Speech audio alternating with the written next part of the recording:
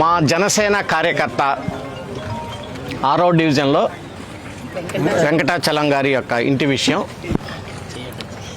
ప్రెస్లో చూశాను. నేను ఆ రోజు యాక్చువల్గా పార్లమెంట్ జరుగుతూ ఉంటే ఢిల్లీలో ఉన్నాం.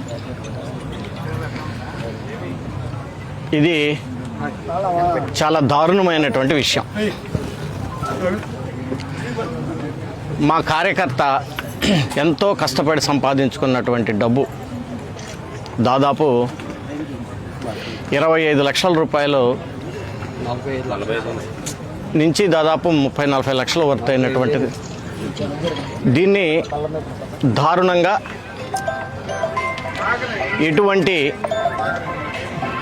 పర్ఫెక్ట్ ఆధారాలు లేకుండా కూల్చటం అనేది మా జనసేన కార్యకర్తలందరినీ కూడా చాలా బాధకు గురి చేసింది. నాకు చాలామంది మెసేజ్లు పెట్టారు, కొన్ని వందల మంది ఫోన్లు చేశారు, జరిగినటువంటి సంఘటన గురించి వివరించారు. తర్వాత అనేక విషయాలు నేను కూడా సోషల్ మీడియాలో చూశాను. కొంతమంది లాయర్లు కూడా దాని గురించి ప్రెస్ మీట్ పెట్టినటువంటి కూడా వాస్తవాలు ఏంటి అనేది కూడా అవి కూడా మొత్తం కూడా గమనించాను. ఇది ఇద్దరు వ్యక్తులు, ప్రైవేటు వ్యక్తుల మధ్య ఉన్నటువంటి వివాదం. ఇదేదో ప్రభుత్వ ఆస్తి కాదు, డిఫెన్స్ కాదు, రైల్వేస్ది కాదు. దానికి అధికారులు అంత అత్యుత్సాహంతో అంతమంది పోలీసులను తీసుకొని వచ్చేసి కూలగొట్టాల్సినంత ఆవశ్యకత ఏముందో అర్థం కావట్లేదు. పోనీ ఇది ఒక్క హౌసే మచిలీపట్నంలో అనాథరైజ్డ్గా కట్టారా, లేకపోతే కోర్టు తీర్పు ఇంకా వెయిటింగ్లో ఉంది కాబట్టి కట్టారా? మిగిలినటువంటి చాలా ఉన్నాయి. ఇదే ప్లాట్లోకి సంబంధించినటువంటి అనేక ఇళ్ళు కూడా కన్స్ట్రక్షన్ జరిగింది. వాళ్ళు అధికారులు కనీసం సెంటరింగ్ వాళ్ళని కూడా కొంత టైం ఇవ్వమని చెప్పేసి అడిగి అది తీసుకుంటామన్న టైం ఇవ్వకుండా దాన్ని ఆ రకంగా దారుణంగా చేయటం అనేది డెఫినెట్గా ఒక జనసేన కార్యకర్తగా నేను కూడా చాలా ఈ విషయం మీద ఆవేదన వ్యక్తం చేస్తూ ఉన్నాను. అదే రకంగా మా జనసేన జిల్లా వ్యాప్తంగా కూడా కార్యకర్తలు కూడా ఈ విషయంలో చాలా అసంతృప్తిగా ఉన్నారు. అధికారులు ఏదైనా చేసేటప్పుడు పూర్తిగా హౌస్ ఓనర్ తోటి డిస్కస్ చేయాలి, వాళ్ళకి కొంత టైం ఇవ్వాలి, ఆ సెంటరింగ్ లాంటివి కానీ ఏదేది కానీ ఇవ్వాలి. ఈరోజు లోయర్ కోర్టు ఒక రకమైనటువంటి తీర్పు ఇచ్చింది. ఫర్ ఎగ్జాంపుల్ ఏదైనా ఒక ఆస్తి తగాదాలో 1 నెల 2 నెలలు ఆగితే దానికి పై కోర్టు ఇంకొక రకమైనటువంటి తీర్పు ఇస్తుంది. ఇవన్నీ మనం చూస్తూనే ఉన్నాం సొసైటీలో మొత్తం.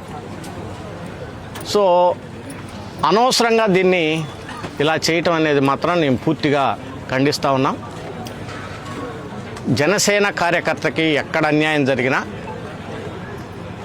డెఫినెట్గా మీ అందరం, మిగిలిన కార్యకర్తలు, నేను కూడా కార్యకర్తగా అందరం అండగా ఉంటాం అనేటువంటి విషయాన్ని స్పష్టంగా తెలియజేస్తున్నాను. ఫస్ట్ రెండో విషయం, ఏదైతే ఈ కుటుంబానికి జరిగిందో, అన్యాయం జరిగిందో, నేను ఒక పార్లమెంటు సభ్యుడిగానే కాకుండా ఒక జనసేన కార్యకర్తగా పూర్తి బాధ్యత తీసుకొని ఎంత నష్టమైతే జరిగిందో అది నేనే భరాయించి మొత్తం దాన్ని మళ్ళీ కన్స్ట్రక్షన్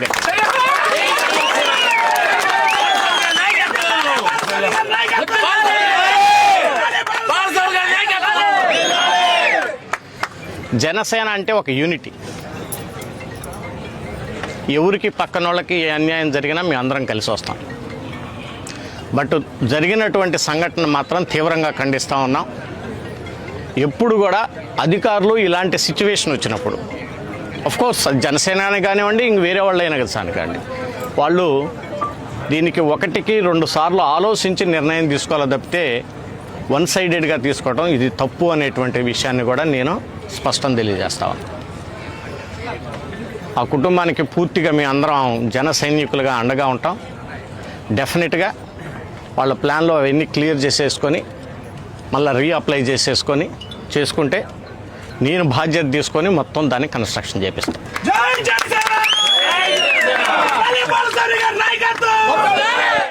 సరే, ఇప్పుడు నాకు ఇది చెప్పండి. మీరు మొన్న ఒక ఇల్లు కూల్చేశారు. ఆ ఇల్లు అది ప్రైవేట్ ప్రాపర్టీ. సో కోర్టు నుంచి ఇల్లు కూల్చేయమని మీకు ఏమన్నా ఆదేశాలు ఏమన్నా ఉన్నాయా, లేదా ఎవరు డెసిషన్ తీసుకొని కూల్చేశారు? మీరు అంతటా మీరు డెసిషన్ తీసుకున్నారా, లేదంటే మీకు ఏమైనా కోర్టు ఆదేశాలు ఉన్నాయా ఇల్లు కూల్చమని? మరి మీరు ఎందుకు కూల్చారు? ఎవరు ఇచ్చారు మీకు ఆర్డర్స్? చెప్పండి. See that is responsibility. ఇప్పుడు సివిల్ సొసైటీ మొత్తం భయపడిపోతుంది మచిలీపట్నంలో. ఇప్పుడు పోలీసుల వాళ్ళకి ఎవరు రాశారు లెటర్? మీరు రాశారా? వాళ్ళు ఏ బేసిస్ మీద మీకు 200 మందిని పోలీసులను పంపించారు? See you are a responsibility officer. మీరు సొసైటీకి మీరు ఆన్సర్ చెప్పాలా కమిషనర్ గారు. You can't hide it. మీకు కోర్టు ఏమన్నా ఆదేశాలు ఇచ్చిందా, లేదా పై అధికారులు మీకు ఏమన్నా ఆదేశాలు ఇచ్చారా? ఎవరు మీ పోలీసులు 200 మంది పోలీసులు ఆ ఇల్లును కూల్చడానికి ఎట్లా వచ్చారు? మీరు రిటర్న్గా ఇచ్చారా? ఇంటే నాకు కాపీ ఇవ్వండి. వాళ్ళు ఏ బేసిస్ మీద పోలీసులు 200 మంది వచ్చారు ఆ ఇంటి దగ్గరికి? చెప్పండి సార్, ఏ బేసిస్ మీద మీరు పడగొట్టారు? ఆర్డర్స్ ఎవరు ఇచ్చారు? చెప్పాలి మీరు.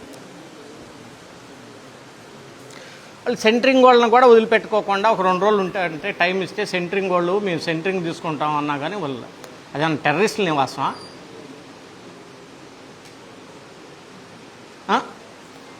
ఏమన్నా నక్సలైట్లు ఉంటున్నారా, టెర్రరిస్టులు ఉంటున్నారా ఇల్లు?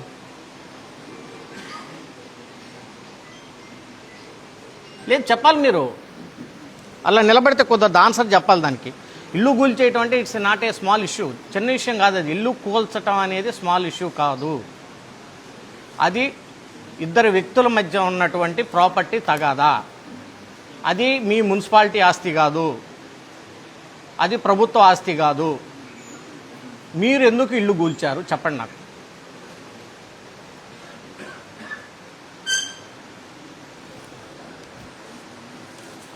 ఏం సమాధానం చెబుతాం సొసైటీకి మీరు చెప్పండి నాకు. ఇప్పుడు మీరు అధికారి, 2 సంవత్సరాలు ఇక్కడ ఉంటారు, వెళ్ళిపోతారు. మేము ప్రజాప్రతినిధులం. నేను ఎక్కడ చూడలే ఇల్లు కూల్చేయటం ఒక ప్రైవేటు వ్యక్తులు ఇద్దరు ఆస్తులు తగాద వచ్చి ఒక పక్కన పోయి వాట్ బేసెస్ ఎట్లా చేస్తారండి మీరు? వాళ్ళు లేడీస్ కాళ్ళ మీద పడి ఏళ్ల మీద పడి బతిలాడుతూ ఉంటుంటే మిమ్మల్ని అందరినీ పోలీసులందరినీ పక్కకి నెట్టేసి ప్రైవేట్ ఆస్తిని కూల్చాల్సినటువంటి అవసరం మీకేముందండి? ఎట్లా కూల్చారని చెప్పమంటున్నాను నేను అనేది. మీరు ఏదన్నా ఒక పని చేయాలి అంటే ఏదో ఒకటి మీకు ఉండాలి కదా, అధికారం ఉండాలి కదా. ఏ అధికారంతో మీరు కూల్చారు ఆ ఇల్లుని? మీకు ఉన్నటువంటి అధికారం ఏంటో నాకు ఇవ్వండి, లేదా మీకు వచ్చిన ఆర్డర్ ఏంటంటే ఇవ్వండి.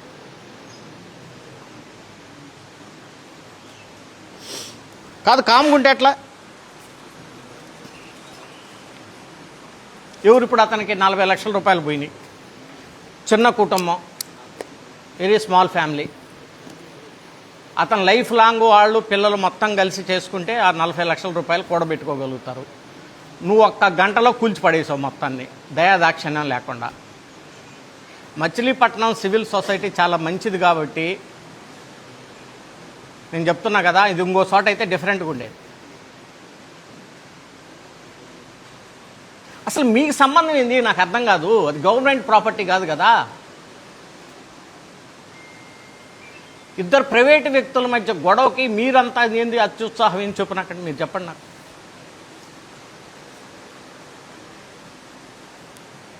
ఎందుకు చేశారు మీరు? తప్పు ఎందుకు చేశారు ఒక ఆఫీసర్గా? మీకు అసలు పోలీస్ ఫోర్స్ ఎట్టిచ్చారండి?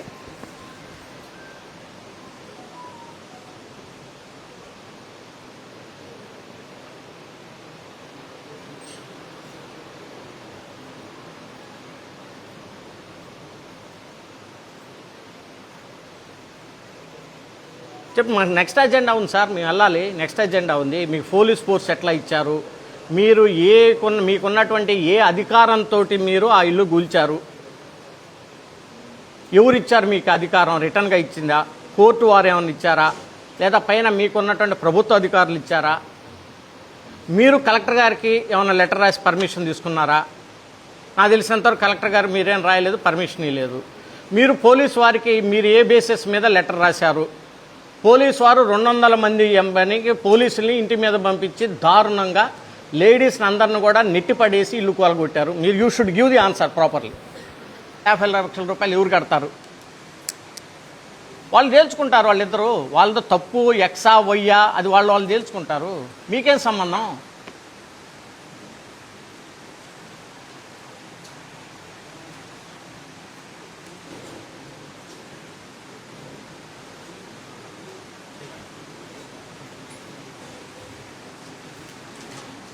చెప్పండి కమిషనర్ గారు.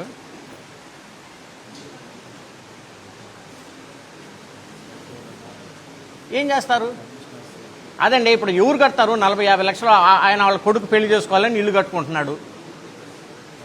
భయభ్రాంతులు అయిపోయారు మొత్తం. నాకు తెలిసి మీరు చేసింది కరెక్ట్ అయితే నాకు చెప్పండి అంటున్నా కదా. ఇందులో పెద్ద డిస్కషన్ ఏముంది? మీకు ఎవరు ఇచ్చారు పవరు ఇల్లు కూల్చగొట్టడానికి? చెప్పండి నాకు ఫస్ట్. మీకుంటే పవర్ చెప్పండి. మీకు ఎవరన్నా రిటర్న్ పూర్వకంగా ఇస్తే చెప్పండి. పోలీస్ ఎట్ట వచ్చింది చెప్పండి. పోలీస్కి లెటర్ మీరు ఎట్లా ఇచ్చారో చెప్పండి. What bases you are given letter to police? What bases they came and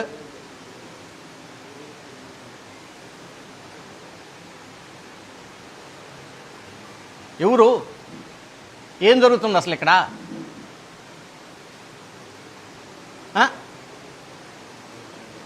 మనం ఫ్రెండ్లీ ప్రభుత్వం అని చెప్పుకుంటున్నాం, ఫ్రెండ్లీ పోలీస్ అని చెప్పుకుంటున్నాం. మీకు ఏదైనా ఇబ్బంది ఉంటే గ్రీవెన్స్కి రమ్మని చెప్పుకుంటున్నాం. కలెక్టర్ గారు ప్రతి సోమవారం రోజు గ్రీవెన్స్ పెడతారు. వాళ్ళు గ్రీవెన్స్కి వస్తే మీరేం సమాధానం చెబుతున్నారో నాకు తెలుసు.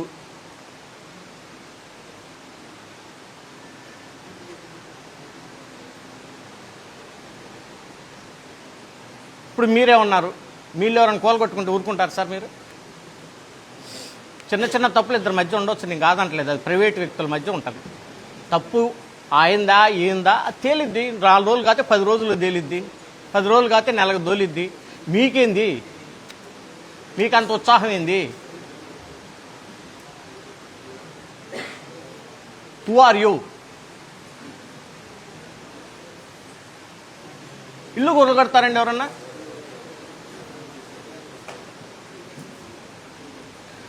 తేల్చండి కలెక్టర్ గారు. అది మరి మీరు ఏం తెలుస్తారు? మీరు తేల్చండి. ఆయన చోట్ల సమాధానం.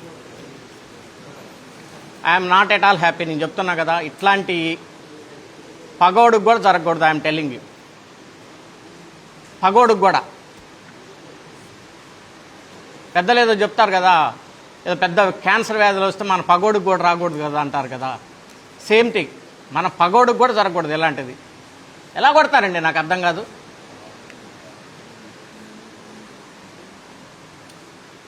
తేల్చండి కలెక్టర్ గారు, మీరు తేల్చండి. అది 100% wrong. You don't have any legal right, you don't have any ethical right, you don't have any administration right, you don't have any right, I am telling.